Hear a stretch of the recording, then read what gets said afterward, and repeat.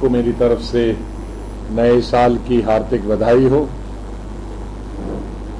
और मैं जो स्वास्थ्य मंत्रालय ने यूपीए 1 और यूपीए 2 में जो काम किया है उसके बारे में आपको बताना चाहता हूं, क्योंकि यूपीए 2 तकरीबन अब 4-5 महीने के बाद 10 साल हो जाएंगे। तो इन 9.5 वर्षों में कौन सी स्कीमें केंद्र ने बनाई और इनका राज्यों में क्या इम्पैक्ट रहा, एक आध चीज मैं नेशनल लेवल की बताऊंगा और उसके बाद मैं गुजरात के बारे में बताना चाहूंगा। नेशनल लेवल में इन पिछले 8 सालों में मैं 9.5 बताता नहीं हूं, क्योंकि बहुत सारी स्कीमें देर से शुरू हुई, पहले ही दिन शुरू नहीं होती है। नेशनल रूरल हेल्थ मिशन में तकरीबन 51,000 डिस्ट्रिक्ट हॉस्पिटल्स, सब district hospitals, community health centres और प्राइमरी हेल्थ सेंटर्स और सब सेंटर्स को भारत के जो हमारा मंत्रालय है, स्वास्थ्य मंत्रालय, उन्होंने मदद की बनाने में। इन 51,000 हॉस्पिटल्स में 50% नए हॉस्पिटल बनाए, तकरीबन 25,000 के करीब नए हॉस्पिटल बने और 26,000 के करीब हॉस्पिटल्स का एक्सपेंशन हुआ। ये स्वतंत्र भारत में पहली दफा केंद्रीय सरकार की तरफ से इतनी बड़ी सहायता से हॉस्पिटल डिस्ट्रिक्ट और उसके नीचे के लेवल पे बने और इसमें तकरीबन 1,11,000 करोड़ हमारे मंत्रालय ने खर्च किया।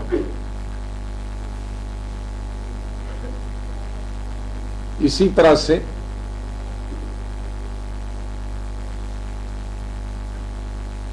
एमबीबीएस और एमडी की सीटें बढ़ाने का हमने पिछले 3-4 सालों से किया।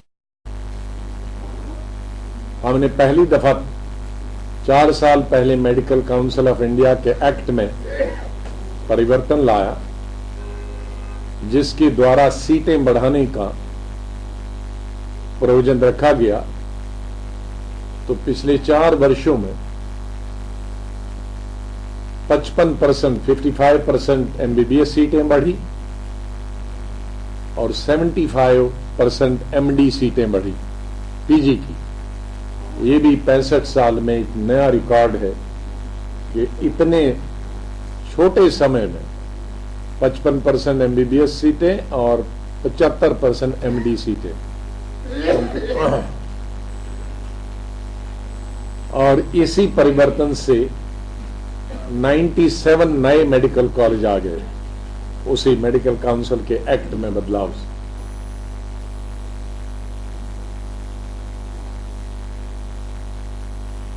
यूनाइटेड नेशन ने और WHO वर्ल्ड हेल्थ ऑर्गेनाइजेशन ने स्पेशल सेशन किए कम्युनिकेबल डिजीजेस पर। कम्युनिकेबल डिजीजेस मतलब है डायबिटीज, हार्ट और कैंसर पिछले 4 वर्षों में। और उन्होंने पूरे दुनिया को, विश्व को ये बताया कि अगले 15 साल में, 16 साल में 3 बीमारियां पूरे विश्व पर राज करेंगी। वह है डायबिटीज, कैंसर और दिल की बीमारी। और ये भी बताया कि भारत पर इनका सबसे ज्यादा असर लोक संख्या की वजह से, आबादी की वजह से होगा। इसलिए सभी देशों को बताया कि उनको अपने अपने देश में ह्यूमन रिसोर्स मीन्स डॉक्टर्स और इंफ्रास्ट्रक्चर मीन्स हॉस्पिटल बढ़ाने का काम करना चाहिए। मैं आपके द्वारा पूरे देश को बताना चाहता हूं कि भारत पहला देश है विश्व में जिसने इस चैलेंज को स्वीकार किया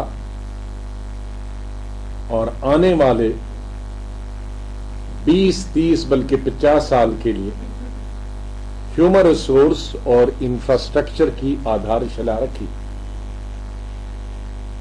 क्योंकि पीक उन्होंने बताया है 2020 से और 2030 के बीच में पीक होगा इन बीमारियों का। तो हमने 2 कदम, इसके लिए डॉक्टर्स चाहिए, इसके लिए हॉस्पिटल चाहिए। डॉक्टर्स का तो मैंने पहले ही बताया कि हमने परिवर्तन किया मेडिकल काउंसिल ऑफ इंडिया में, जिसकी वजह से पहले एक पीजी, एक स्पेशलिस्ट, एक प्रोफेसर सिर्फ एक पीजी को पढ़ा सकता था। अगर कार्डियोलॉजी का प्रोफेसर है तो सिर्फ एक एमडी कार्डियोलॉजी को पढ़ा सकता। अगर एक कैंसर का प्रोफेसर है तो उसके अंडर एक ही एमडी कैंसर कर सकता था। हमने उसको चेंज करके 1:3 किया कि एक प्रोफेसर 3 एमडी प्रोड्यूस कर सकता। इसी के कारण 75% बढ़ी। कार्डियोवास्कुलर डिजीजेस तो एमबीबीएस डॉक्टर से नहीं हुई। एमबीबीएस सीटें क्यों बढ़ी? क्योंकि अभी तक 150 से ज्यादा मेडिकल कॉलेज में कोई भी सीमा निर्धारित की थी 150 से, हमने इसकी सीमा 250 कर दी। उसकी वजह से सीटें बढ़ रही। तो ये हमने कुछ कंसेशंस दी नए मेडिकल कॉलेज खुलने के लिए, जमीन कम किया, इंफ्रास्ट्रक्चर कम किया, जिसके चलते कि 4 ही सालों में तकरीबन 100 मेडिकल कॉलेज आ गए। तो ज्यादा मेडिकल कॉलेज बढ़ाने का भी काम किया, ज्यादा एमबीबीएस स्टूडेंट बढ़ाने का और ज्यादा एमडी का।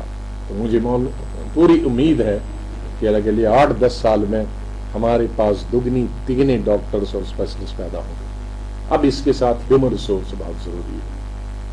ह्यूमन रिसोर्स के लिए हमने 4-5 कदम उठाए। इंफ्रास्ट्रक्चर के लिए एजुकेशनल इंफ्रास्ट्रक्चर और हॉस्पिटल इंफ्रास्ट्रक्चर। एजुकेशनल और हॉस्पिटल दोनों के लिए हमने 3 साल में 6 नए ऑल इंडिया मेडिकल इंस्टीट्यूट बनाए। 60-65 साल में हमारे पास सिर्फ एक ऑल इंडिया मेडिकल इंस्टीट्यूट।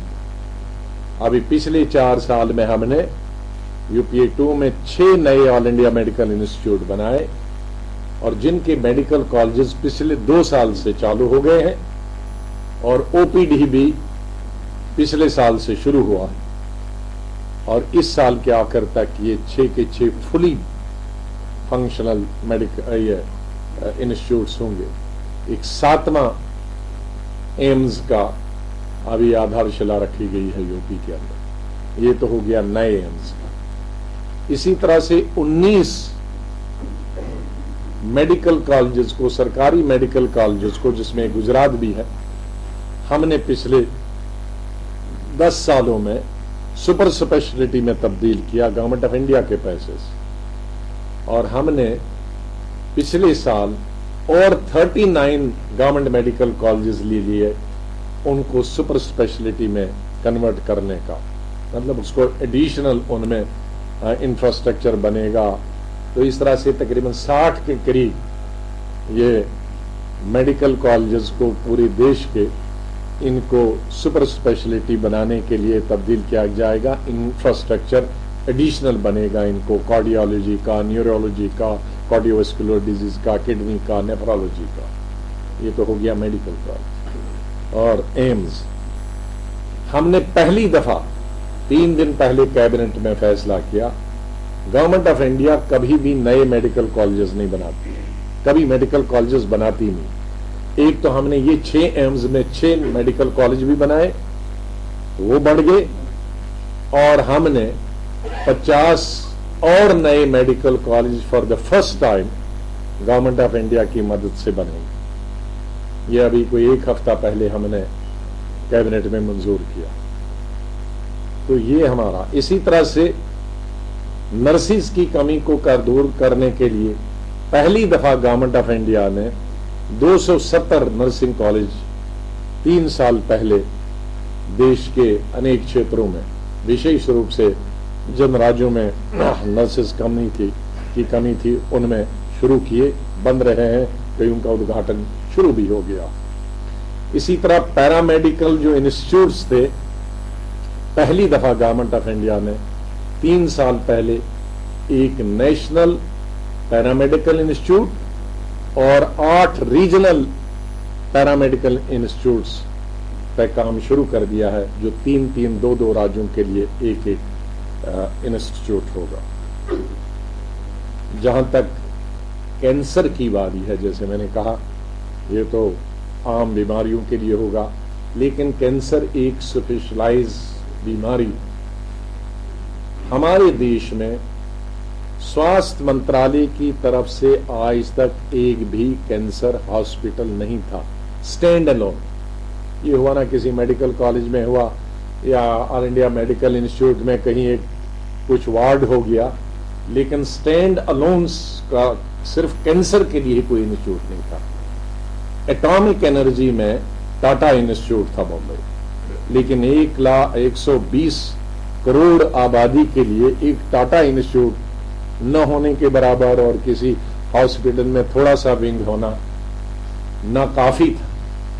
मुझे आज खुशी होती है कि 1 हफ्ता पहले हमने, मेरे ख्याल में विश्व का सबसे बड़ा कदम हमारे मंत्रालय ने लिया, और मैं प्रधानमंत्री जी का और पूरी कैबिनेट का और प्लानिंग कमीशन का और फाइनेंस मिनिस्ट्री सभी का धन्यवाद करता हूं कि उन्होंने इतना बड़ा निर्णय लेने में मेरी मदद की।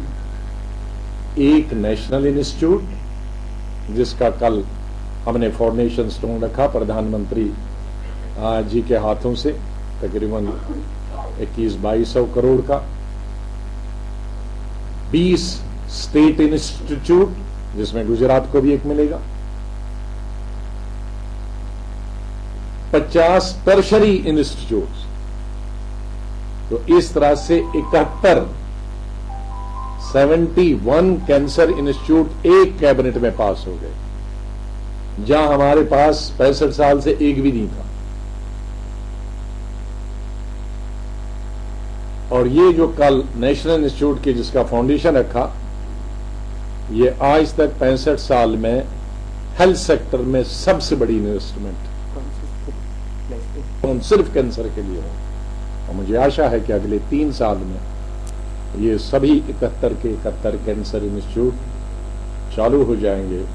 और मैं आशा करता हूं कि आने वाले वक्त में किसी भी देशवासी को, क्योंकि हमारे जो विशेष रूप से दिल्ली का कैंसर और स्टेट का कैंसर इंस्टीट्यूट जो होंगे, इनमें वही इक्विपमेंट होगा जो लंदन और अमेरिका के कैंसर इंस्टीट्यूट्स में होगा, क्योंकि हमारा ध्यान सबसे ज्यादा इक्विपमेंट पे होगा, हाई टेक इक्विपमेंट।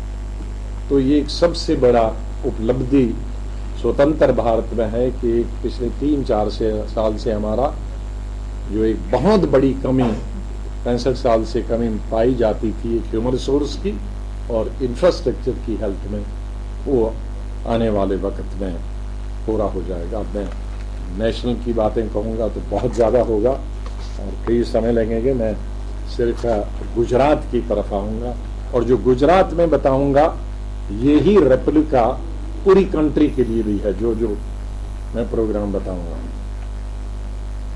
गुजरात में हमने खाली अभी नेशनल रूरल हेल्थ मिशन में बताऊंगा, नेशनल रूरल हेल्थ मिशन के अलावा और भी कई स्कीमों में पैसा दिया है, लेकिन सिर्फ नेशनल रूरल हेल्थ मिशन में हमने ये 9 सालों में 4,164 करोड़ रुपए दिए हैं। और इस साल के लिए जो अभी चल रहा है मार्च तक 608 करोड़। अभी तक केंद्रीय सरकार की मदद से जो यहाँ डिस्ट्रिक्ट सब डिस्ट्रिक्ट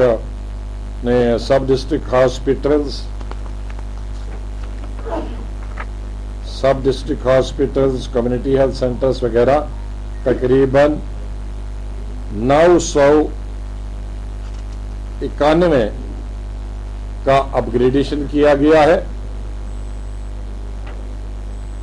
और उनकी स्ट्रेंथनिंग की गई है।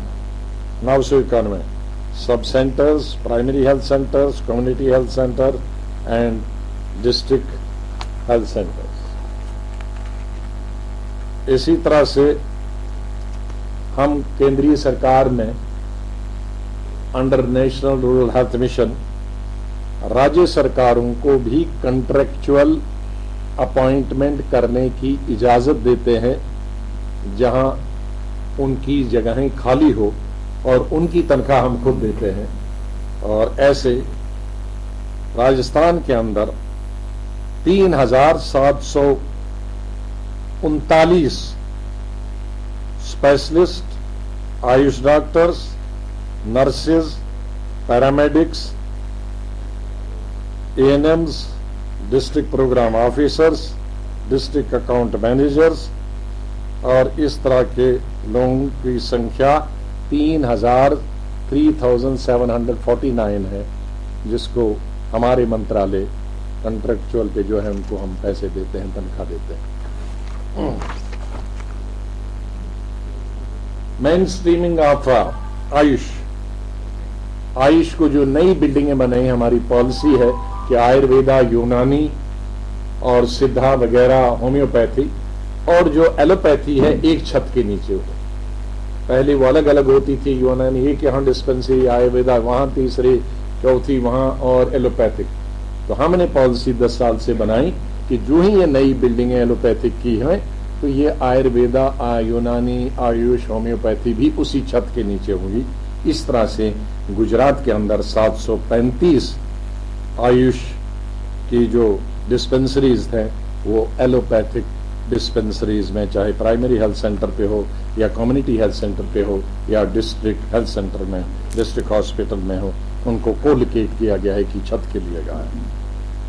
इसी तरह से हमारे मंत्रालय की एक और स्कीम है जो गर्भवती महिलाओं की देखभाल के लिए, जब तक उनका बच्चा नहीं होता और बच्चा जन्म देने के बाद भी, और जिस जो नवजात शिशु है उसकी देखभाल के लिए भी हमारी स्कीम हमने बनाई है 9 साल पहले कि हर गांव में एक आशा वर्कर होगी, जिसके पैसे हम देते हैं गवर्नमेंट ऑफ इंडिया, हमारे स्वास्थ्य मंत्रालय।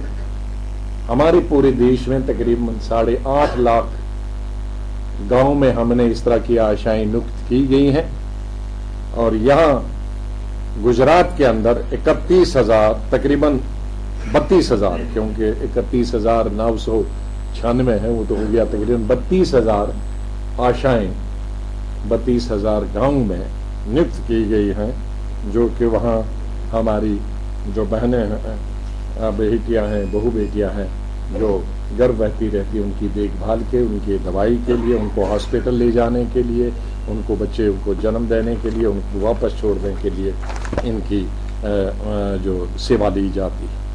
इसी तरह से इमरजेंसी रिस्पांस सर्विसेज जो पेशेंट ट्रीटमेंट के लिए है, मरीजों के लिए और गर्भवती महिलाओं के लेने के लिए 1,102 एम्बुलेंस है और 100 नेशनल मोबाइल मेडिकल यूनिट्स है, 118। ये सब हमारी नेशनल रूरल हेल्थ मिशन के द्वारा यहाँ प्राप्त की गई है। दवाई 108 बोलते हैं हमारे यहाँ, कहीं नहीं, दोनों है, किसी ने 108 है स्टेटों में, कहीं 102 है, कहीं में 102 भी 108। हमारे यहाँ 108 है, आपके 108।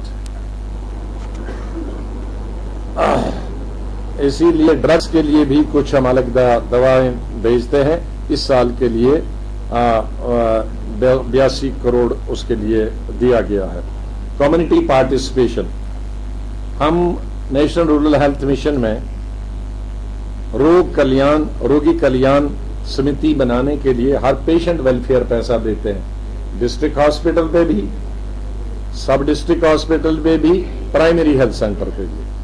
तो इस तरह से हमारे मंत्रालय डिस्ट्रिक्ट और कम्युनिटी हेल्थ सेंटर पर 1,500 जो हमारी रोगी कल्याण समिति है उसको 3 लाख, 5 लाख और 2.5 लाख के हिसाब से जो पेशेंट्स हैं, रोगी है, उनकी सहायता के लिए दे देते हैं। और एक 8 साल पहले बनाई थी, उनको अब मर्ज किया गया है, और जिसकी सराहना पूरे विश्व में की जाती है, क्योंकि ये विश्व की पहली स्कीम है, वो है JSY। ये बनी थी 9 साल पहले, जननी सुरक्षा योजना, JSY, जन सुरक्षा योजना।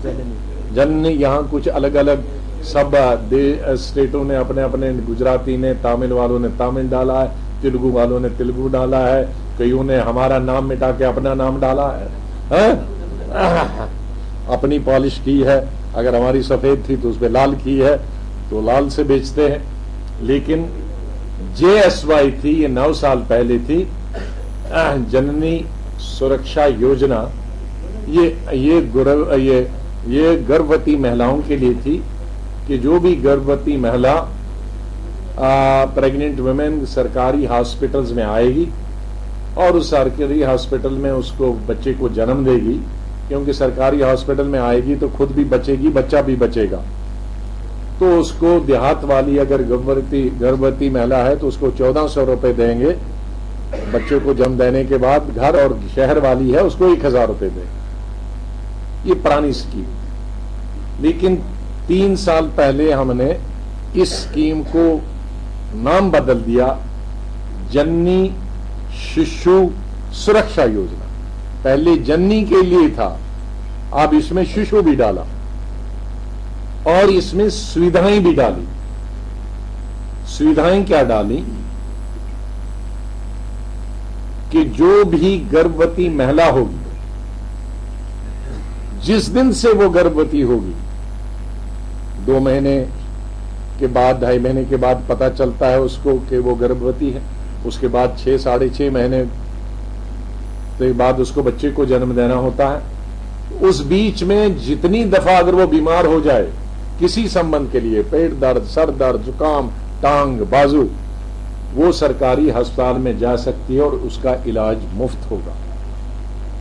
और जिस वक्त उसको बच्चे को जन्म देने के लिए जाना होगा, उसके लिए जो एम्बुलेंसेज हमने पूरे देश में भी दी हैं, 102, 108 या इमरजेंसी, वो हमने 20,000 के लिए करीब गाड़ियां हमारे मंत्रालय से राज्य सरकारों को दी है। उनमें इनको लाना और ले जाना। लेकिन यदि अगर एम्बुलेंस नहीं मिलेगी तो अगर वो प्राइवेट गाड़ी से आएगी, टैक्सी से आएगी, तो वो पैसा उस वक्त हॉस्पिटल से उसी वक्त उसको रिम्बर्स होगा और वो पैसा हम गवर्नमेंट ऑफ इंडिया उनको 1 साल एडवांस देते हैं राज्य सरकारों को हर अस्पताल में वो पैसा रखने के लिए। और जिस वक्त वो गर्भवती महिला सरकारी अस्पताल में आएगी, उसके आना तो मुफ्त हो गया, टेस्ट मुफ्त होंगे, दवाइयां मुफ्त होंगी, खाना मुफ्त होगा, सिजेरियन की अगर जरूरत पड़ी वो मुफ्त होगा, ब्लड ट्रांसफ्यूजन अगर होगा तो वो मुफ्त होगा, और 45 दिन तक अगर वो गई और फिर आई, बीमार अगर होगी तो 45 दिन तक उसके टेस्ट और दवाइयां फिर मुफ्त होंगे।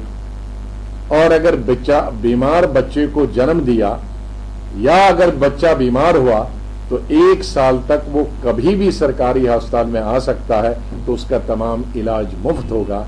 ये तमाम पैसा गवर्नमेंट ऑफ इंडिया, हमारा मंत्रालय 100% देता है सभी राज्य सरकारों को। इसका नाम जननी शिशु सुरक्षा कार्यक्रम रखा।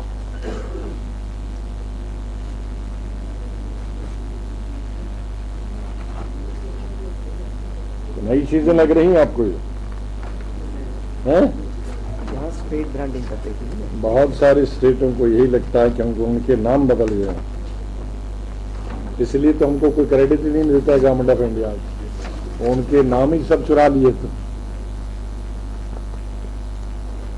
इसी तरह से न्यू बॉर्न केयर यूनिट्स के लिए बहुत पैसा अलग अलग, मैं उनमें छोटी छोटी चीजें उसमें नहीं जाना चाहता हूं।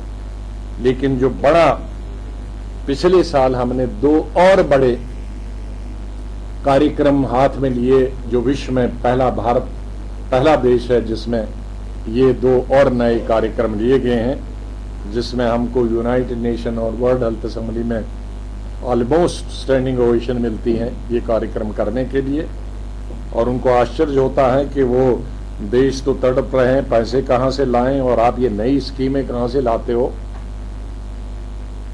हमने लास्ट ईयर फरवरी में एक राष्ट्रीय बाल स्वास्थ्य कार्यक्रम की नई स्कीम निकाली। हमारे देश में 27 करोड़ बच्चे 0 उम्र से लेकर 18 उम्र तक हैं। पैदा होते से लेकर, नवजात शिशु से लेकर और 18 साल तक की उम्र की जो बच्चे हैं, लड़के लड़कियां, उनकी संख्या 27 करोड़ है। उन 27 करोड़ बच्चों के लिए हमने स्वास्थ्य मंत्रालय में स्कीम बनाई। इस स्कीम का नाम है राष्ट्रीय बाल स्वास्थ्य कार्यक्रम। इसमें कई हजार टीमें बनानी है। हर ब्लॉक में, देश के हर एक ब्लॉक में 6-7 हजार ब्लॉक हैं हमारे, 2 से 3 टीमें बनेंगी। 2 से 3 टीमें डॉक्टरों की बनेंगी। एक टीम में 4 लोग हैं और इन टीमों का काम है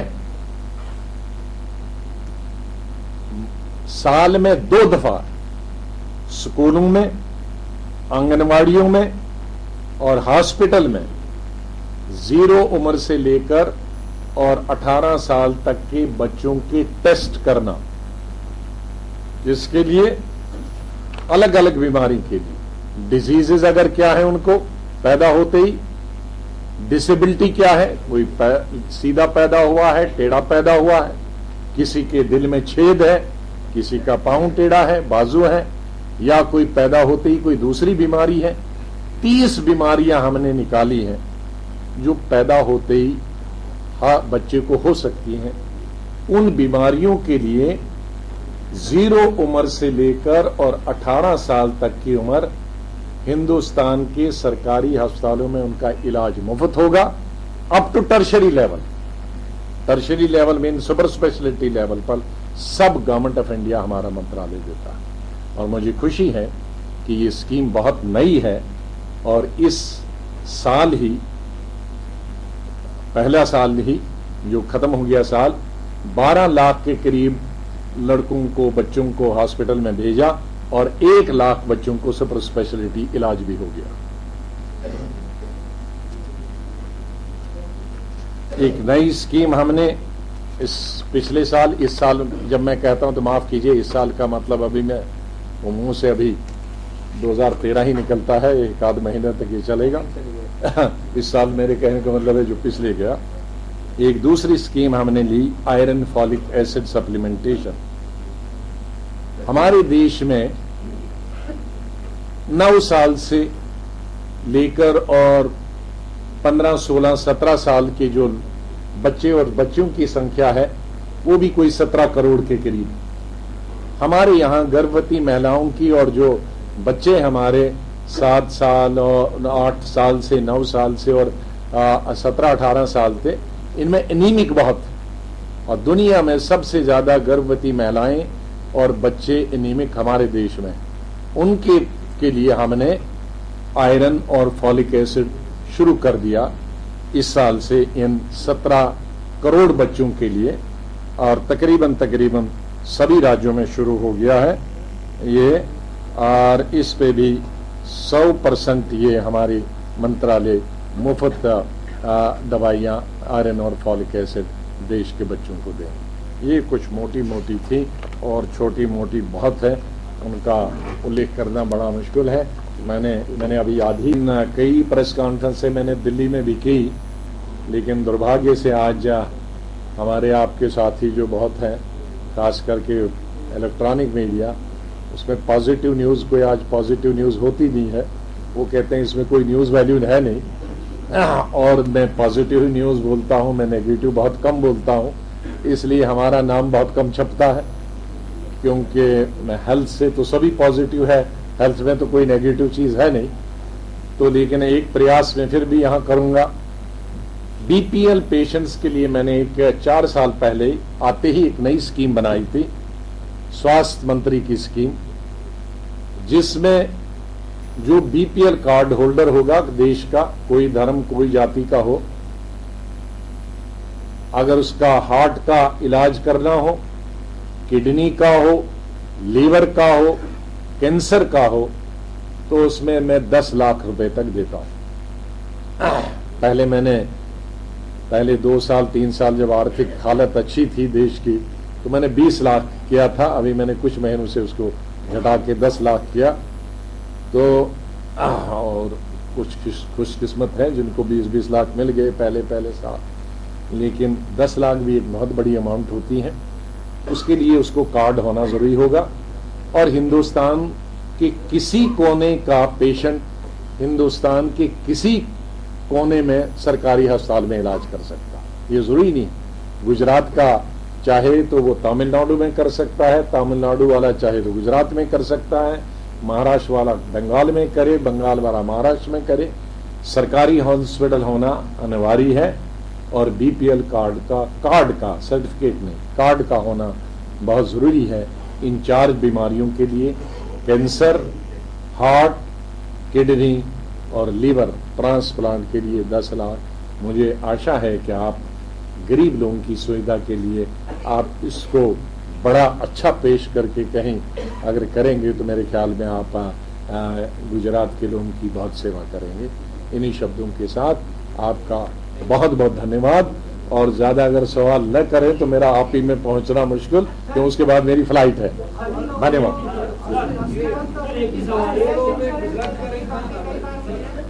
आप अपने पास किसकी देखिए, हेल्थ इंश्योरेंस मैं व्यक्तिगत तौर पर चाहता हूं कि हेल्थ इंश्योरेंस के बगैर ही सब चीजें हमारे देशवासियों को मुफ्त हुए, और यही मैंने कदम उठाया है 5 साल से जब से मैं मंत्री बना। लोग हेल्थ इंश्योरेंस की बात करते हैं, उसमें कई नुकसान भी हैं, कई फायदे भी हैं, और नुकसान की तरफ नहीं जाऊंगा। बहुत सारे लोग नाराज होते हैं, प्राइवेट हमारे साथी, क्योंकि वो एक ही इलाज में उसका पूरा इंश्योरेंस का 2 लाख निकाल देते हैं। एक ऑपरेशन कर दिया और कह दिया काम हो गया तुम्हारा, और वो उस ऑपरेशन की जरूरत है या नहीं है। तो इसलिए मैं उसके खिलाफ। इसीलिए मैंने अधिकतर वो प्रोग्राम किए हैं। मैं आधी पॉपुलेशन तो इसमें ले ही लाया हूं, पर गर्भवती महिलाएं तो सब आ गई। गर्भवती हमारे देश में हर साल 3 करोड़ महिलाएं होती, फिर 27 करोड़ तो मैंने बच्चे निकाल दिए, जिनके लिए पहले 27 करोड़ और ऐड किए पहली से, और 18 साल तक की उम्र, तो 27 करोड़ वो हो गए। फॉलिक एसिड और दिया, चलो वो उसमें भी 27 करोड़ में ही आते हैं। जो बुजुर्ग हैं जीरियाटिक की अलग बनाई है, वो मैंने यहां नहीं बताया, मैंने बताया तो फिर तो बहुत बताऊंगा कि जितने बुजुर्ग लोग हैं 70 साल के ऊपर, अब 50 वाला बूढ़ा नहीं है, वो तो शादी कर ढूंढता। तो आप 70 साल के ऊपर जितनी संख्या बढ़ती जा रही है, उनके लिए अलग हम हॉस्पिटल बना रहे हैं। ऑलरेडी स्कीम हो गई है, उनका इलाज मुफ्त होगा। जो हॉस्पिटल आ सकेगा हॉस्पिटल आए, जो हॉस्पिटल नहीं आ सकेगा उसके लिए घर के लिए नर्सिस को ट्रेनिंग दी जाए। तो ऊपर वाला भी निकाल दिया है। तो आहिस्ता आहिस्ता जो बीच वाला रहा, उसके लिए एक स्कीम अलग निकाली हमने कि जो स्टेट फ्री दवाइयां देगी, फ्री टोटली, उसको 5% ओवरऑल बजट मिलेगा। कितना? 5% हमारे मंत्रालय से। और मुझे खुशी है कि 28 की 28 स्टेटों ने हमारे साथ कमिटमेंट की कि वो मुफ्त दवाइयां देंगे, और मुझे खुशी है। और हमने 5% तो कहा कि हमने 5% बजट बढ़ाएंगे, और तकरीबन 20 से 30%, 40% हमारा भी मैचिंग ग्रांट होगा। और इस साल मुझे खुशी है कि मेरे मंत्रालय से 2000 करोड़ हमने अपना कंट्रीब्यूशन दिया, और तकरीबन 3000 करोड़ राज्य सरकारों ने डाला। तो 5000 करोड़ ऑलरेडी फ्री टोटल, हर जिसमें 500-600 दवाइयां होंगी। वो ऑलरेडी चालू हो गया है। मुझे नहीं मालूम कि गुजरात उसमें है कि नहीं, क्योंकि 28 के 28 स्टेटों ने मांगा है, लेकिन तकरीबन कोई 15 स्टेटों ने इस साल शुरू कर दिया है अपना कंट्रीब्यूशन और हमारा कंट्रीब्यूशन। तो अभी 5,000 टोटल लगता है इस देश में, तकरीबन 10,000 करोड़ पूरे देश में अगर सभी दवाइयां फ्री देनी होंगी तो 5,000 करोड़ में तो हम एक ही साल में पहुंचे हैं जब हमने ये इंसेंटिव शुरू किया। मुझे उम्मीद है कि एक आध साल में वो 5,000 करोड़ और डालेंगे, 100% हो जाएगी। एक सवाल, गुजरात का स्थान, गुजरात में अब पूरे देश में बड़े बड़े कॉर्पोरेट हॉस्पिटल है और अभी मेडिकल कॉलेज बढ़ रहे हैं, सब कुछ हो रहा है, लेकिन ये जो कॉर्पोरेट हॉस्पिटल है वहाँ पहले मरीज का क्या तकलीफ है ये पूछने से पहले पूछा जाता है मेडिक्लेम है, इनके साथ आप कैसे मिलते हैं? तो अब आपको समझ आया होगा कि नहीं, मुझे समझ पहले दिन आया था, इसीलिए मैंने इंश्योरेंस का विरोध किया। इसीलिए मैं इंश्योरेंस के बगैर ही पूरे देश को दवाइयां मुफ्त देना चाहता हूं, कि जहां मुझे अन्याय, मैं राज्यों का नाम नहीं लेना चाहता हूं, डॉक्टरों का भी, जिस स्टेट ने 2 लाख का इंश्योरेंस किया तो 2 लाख का तो बेचारे 2 साल में, आज मुझको सर दर्द हो गया, पेट दर्द हो गया, कल उसका तो पहले दिन ही ऑपरेशन कर दिया और 2 लाख ले लिए, और फिर रात में वो रोता रहेगा अगले साल। तो इसलिए वो इंश्योरेंस वाला वो पॉकेट में जाता है, उसको मरीज को कोई फायदा नहीं मिलता।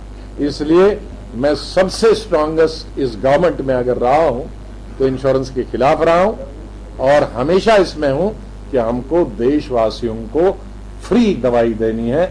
इसीलिए मेरे कदम जो शुरू हुए हैं 5 साल से, प्रेग्नेंट वुमेन से, फिर बच्चों के लिए, फिर फॉलिक एसिड, फिर डिजीजेस, फिर डिसेबिलिटीज, और लास्ट वाला हमने अब शुरू किया, ये जो मैंने बताया कि जो स्टेट 300-400 दवाइयां मुफ्त देगा उसको हम मैचिंग ग्रांट भी देंगे and over and above 5% budget भी देंगे। और यही कारण है कि राज्य सरकारों ने तकरीबन 3,25,000 करोड़ निकाला और 2,000 करोड़ मैंने दिया, 5,000 करोड़ है।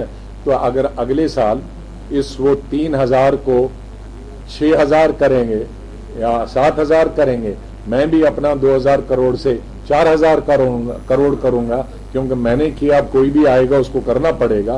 तो अगले 1-1.5 साल में 10,000 करोड़ हो गया तो सब मुफ्त हो जाएंगी, तो इंश्योरेंस की जरूरत ही नहीं।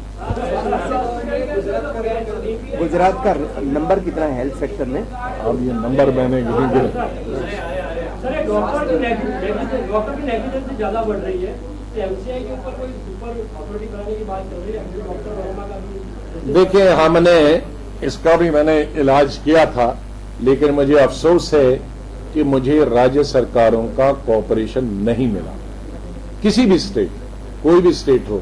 मैं इसमें बीजेपी ये नहीं बताऊंगा, चाहे वो कांग्रेस की सरकार हो या बीजेपी की हो या सीपीएम की हो, सीपीआई की, डीएमके या आईडीएमके।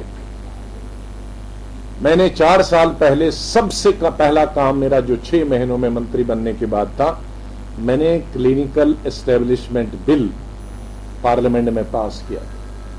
वो क्लिनिकल एस्टेब्लिशमेंट बिल का ये मतलब है कि हिंदुस्तान का सरकारी हॉस्पिटल हो या प्राइवेट हॉस्पिटल हो, वो एक डॉक्टर से और एक कमरे से लेकर ऑल इंडिया मेडिकल इंस्टीट्यूट और टाटा तक और प्राइवेट जो भी होगा, मेदांता हो या कोई भी हो, बंबई और हिंदुस्तान का, वो रजिस्टर्ड होगा। और रजिस्टर्ड के बाद हमने उसमें ये बना दिया, कानून जो पास किया पार्लियामेंट से, जो कि अपने आप में एक बहुत डिफिकल्ट काम था। मैं समझता हूं कि आज तक जितने मैंने 32 साल पहले मैं मंत्री बना था केंद्र सरकार में, तो सबसे अगर सख्त बिल मुझे फेस करना था वो डॉक्टर्स की लॉबी के खिलाफ, वो था ये क्लिनिकल एस्टेब्लिशमेंट बिल।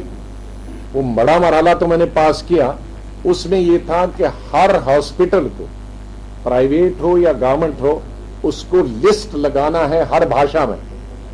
गुजरात में है तो अंग्रेजी में, हिंदी में और गुजराती में, जम्मू कश्मीर में है तो उर्दू, अंग्रेजी, हिंदी में है, तमिलनाडु में है तो हिंदी, अंग्रेजी, तमिल में।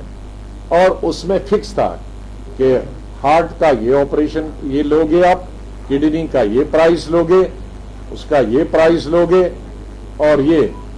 और उसके बाद अगर किसी को उससे ज्यादा चार्ज किया गया और एक कमेटी बनेगी, वो देखेगी डॉक्टरों की इसको वाकई ऑपरेशन करना है कि इसको ये टेबलेट से इलाज होगा।